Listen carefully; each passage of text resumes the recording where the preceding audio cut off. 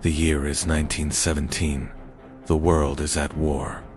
On the coast of Nova Scotia, Canada, the city of Halifax sleeps under a gentle blanket of snow. At dawn, its harbor is a picture of calm.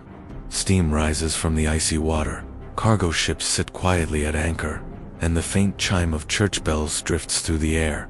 This peaceful scene, however, is about to be shattered in the most violent way imaginable. This is the story of the Halifax Explosion.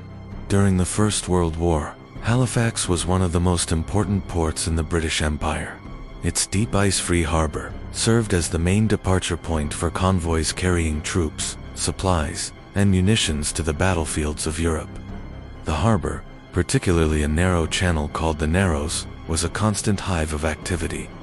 A bottleneck of steel and steam, where every ship played a role in the global conflict.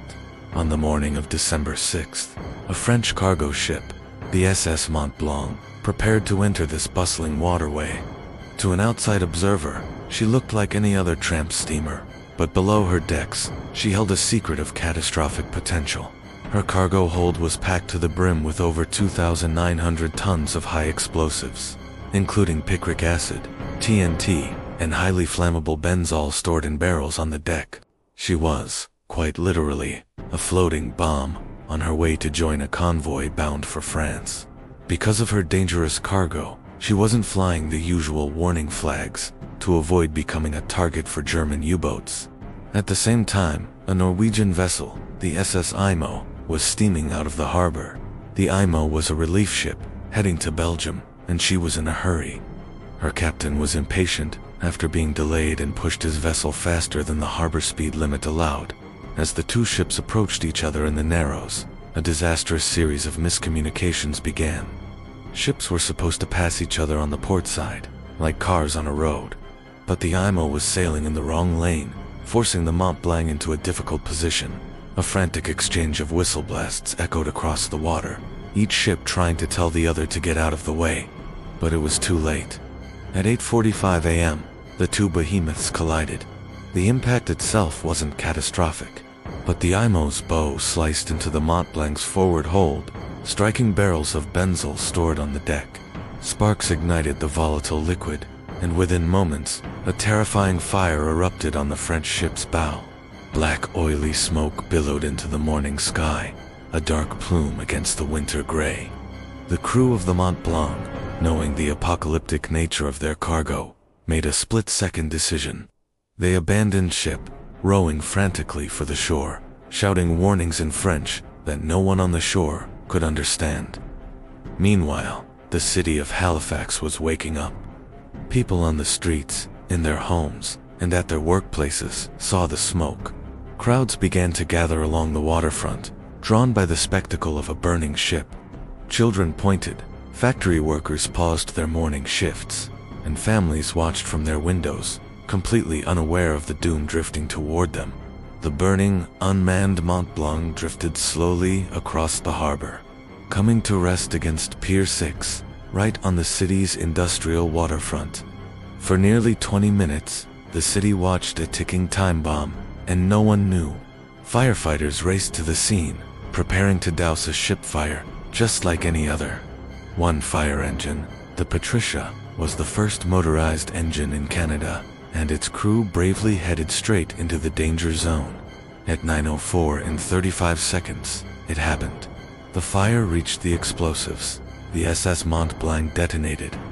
In an instant, the ship, the pier, and everything nearby were vaporized in a blinding white flash.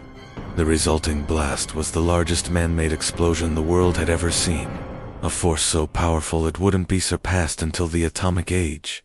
A pressure wave of unimaginable force shot out in all directions at supersonic speed, leveling everything in its path.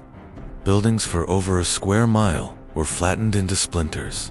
Churches, factories, and homes disintegrated.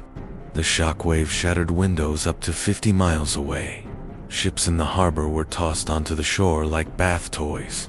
The explosion created a tsunami that washed over the waterfront, dragging people and debris back into the harbor. The air temperature at the center of the blast briefly reached thousands of degrees, instantly vaporizing the water in the harbor and exposing the sea floor.